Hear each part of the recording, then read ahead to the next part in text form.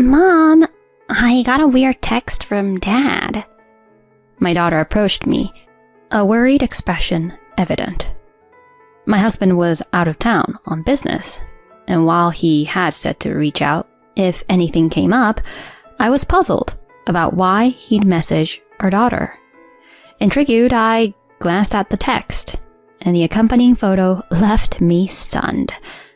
Beneath the image was a remark from my husband, teasingly predicting my reaction. It's a picture from yesterday, baby. I'll be at the hotel again today. In a fury, I left the house to meet someone. From that moment on, my husband was in for a tough time. I'm Sandra, and I'm 32 years old. I have a corporate job as an executive secretary, and I'm also a stay-at-home mom. My husband, Tony, also works in an office setting and is on the fast track because of his outstanding contributions. Our daughter, Stacy, is a first grader. She's a bit of a handful at times, but overall, she's turning out to be a sweet kid. Life seems pretty good with a steady job, a successful husband, and an adorable daughter. To outsiders, it might seem like I'm living the dream. But behind closed doors, we had a problem. Tony had this habit of making offhand remarks to both our daughter and me. What's more, he genuinely thought he was being helpful. Tony and I originally met in a college group. I first saw him as this good-looking guy who always looked put together. But then, I wasn't really into him. I just thought it was cool having a handsome guy in the group. At a group outing, I had a bit too much to drink and felt sick. Amid the party's chaos, I was hesitant to step away. That's when he gracefully escorted me outside. When I expressed my gratitude, he just smiled and said, "Don't worry about it." After that, I started seeing him in a different light. Eventually, I plucked up the courage to swap contact info, and he was on board. Things clicked. I shared how I felt, and we started going out. We stuck together even after college. We got married when I was 25. Life as a married couple was smooth, and many even said we seemed like the ideal pair. I felt on top of the world. But as time went on, I began to see things differently. He was no help around the house. We'd talked about splitting chores since we both had jobs. But he'd always come up with reasons, saying he forgot or was swamped at work. Tony, why are the dishes and laundry still here? You said you'd handle them the other day when work got busy. And I even swapped tasks with you. No matter how much I called him out, it didn't seem to matter. His apologies always seemed insincere. I honestly forgot. I'm beat today, so can you take care of the chores? I swear I'll remember next time. But he never followed through. Even worse, he'd ask for personal favors while deep into his games on his smartphone, casually saying things like, "Make me some coffee," or "Get my clothes ready." Once after I'd made pork chops, he said, "Actually, I was in the mood for steak. I'll pass on the pork chops. Whip up something different?" I was so ticked off, I could have thrown something at him hard. Most of the time, I wound up doing all the household chores myself. I never thought he could be this thoughtless. In the midst of these trying times, we welcomed our daughter, Stacy. I held on to some hope. Perhaps, with a kid, he'd grow up a bit and step up. But I was wrong. Childcare was left to me. Sure, if I asked for help, he'd do it, but he clearly wasn't thrilled. Once I overheard him say, "Well, you are her mom." It was as if he thought raising our child was solely my duty. Isn't raising a child a shared responsibility? Why doesn't he get that? Whenever I'd ask him to change diapers or give her a bottle, he'd do it, but begrudgingly. If she got even slightly fussy, he'd hand her right back, saying it was too much for him. When I needed him to watch her while I cooked, he'd just hang back, engrossed in his phone. At worst, he'd just let her zone out with an iPad. And that was it. When bedtime rolled around, or when I asked for a ride, he'd pass, saying he was wiped out. On nights when she was particularly fussy, he'd go to another room to avoid the noise.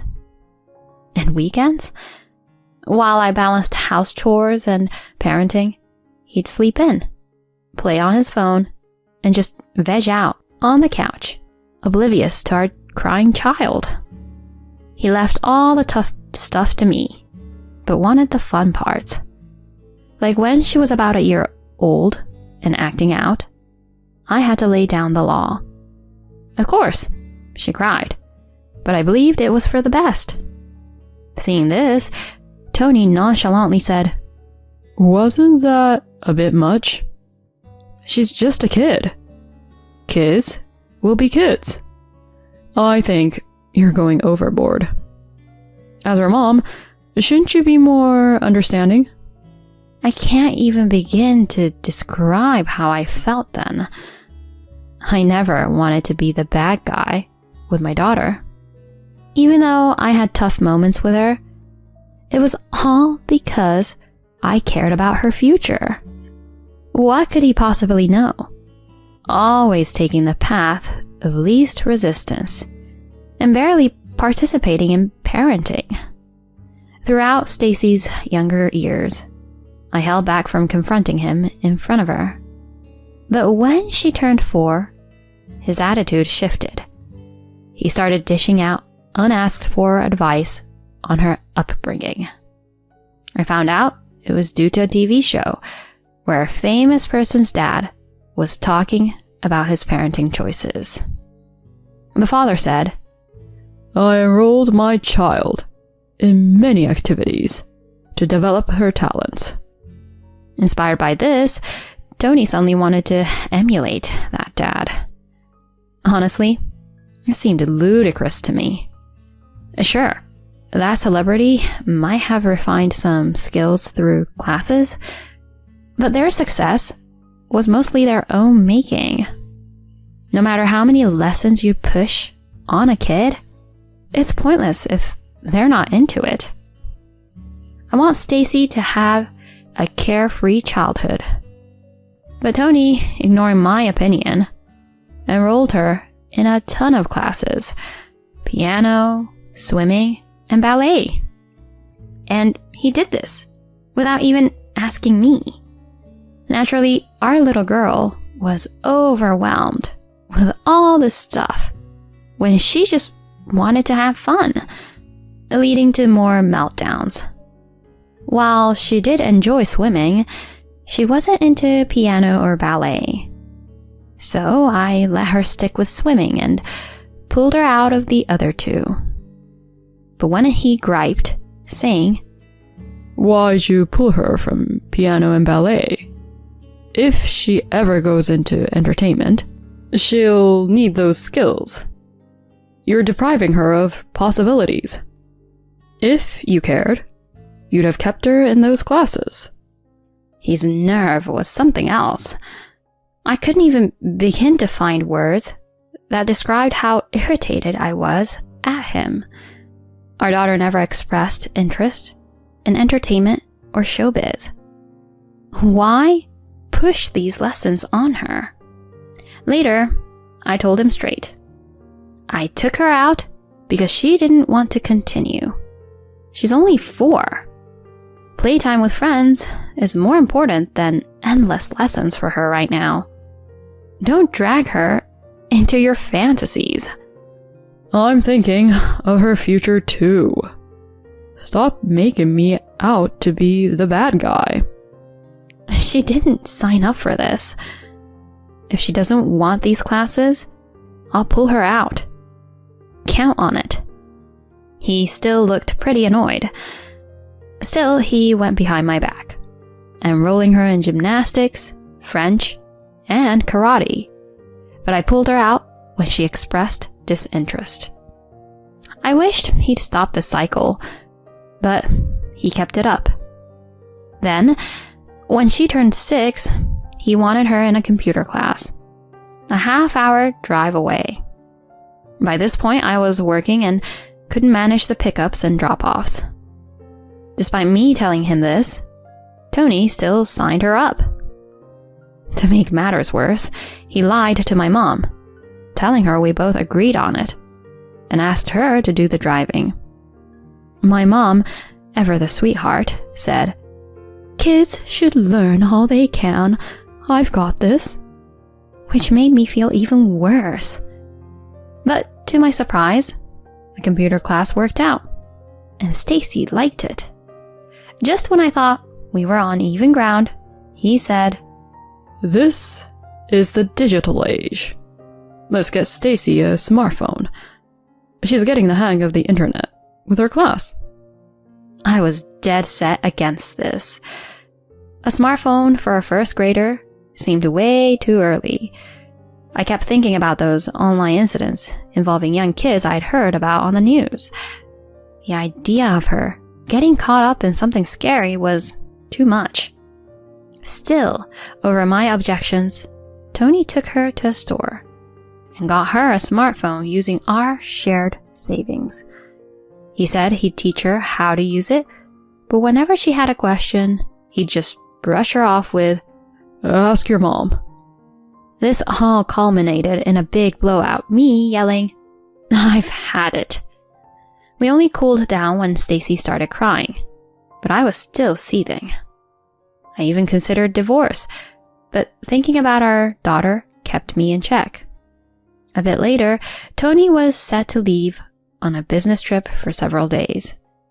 He seemed oddly upbeat about it, which got me wondering.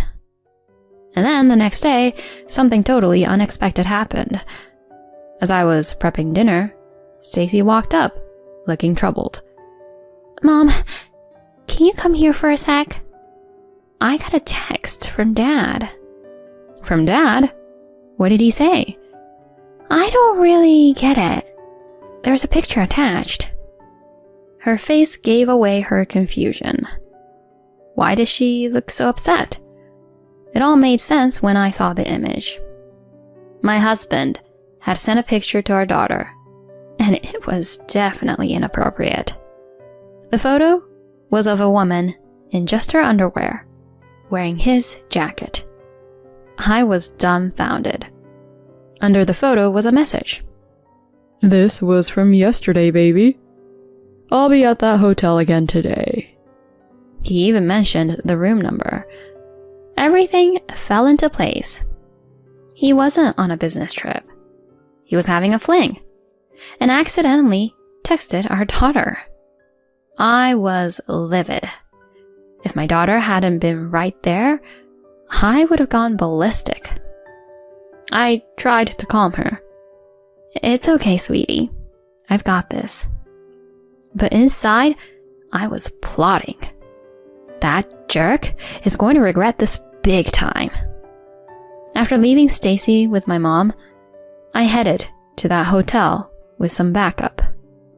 When I got to his room and rang the bell, an overly cheerful Tony, just in his boxers, opened the door.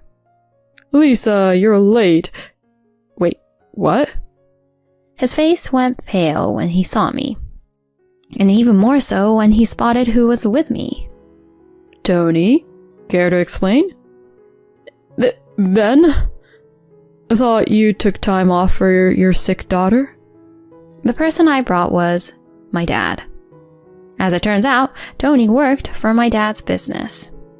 The condo we lived in? Dad's name was on it.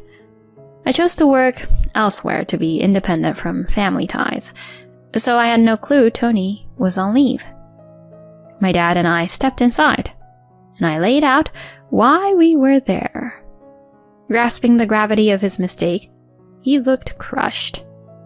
My dad grilled him, and he came clean. He had started using a dating app after we had some disagreements, and got wrapped up with a younger woman from there. The woman in the photo was named Lisa, 7 years his junior. I firmly told him we were done, and that I wanted out. My dad laid into him about what he could expect next. Freaking out, Tony pleaded. I'm sorry. I messed up. You're the only one for me, Sandra. I'll never stray again. Please, give me another chance. I was beyond disgusted. The cheating? I could almost move past that. I was almost grateful for him for giving me the reason for getting a divorce. But that photo sent to our kid? No way. Are you kidding me? You think I'll stay with someone who does something so sleazy? This isn't a good environment for our daughter. I don't want her around you. No, don't keep her from me. I swear I'll step up, even with chores. I want to be there for her. You can't even be a dad without messing up, and now you've gone and cheated? Save it. You're the lowest of the low. How could you send that disgusting picture to our daughter, for God's sake? Gear up for a divorce. Embrace yourself for what you owe me. He was a mess, but I felt nothing. Later on, I divorced Tony, got a fair deal, and naturally got custody. We struck a deal. No child support in exchange for him staying away from Stacy. She was actually relieved, tired of his constant badgering about after-school activities. My dad, of course, let him go from the company. Word is, even his folks cut ties after learning about his affair. No one's heard from him since. Without the boost from being married to me, he couldn't get a job. But that's not my concern now. My daughter Stacy is living her best life, free from being overloaded with classes. I'm not certain what she aspires to be, but whatever she chooses, I'll have her back.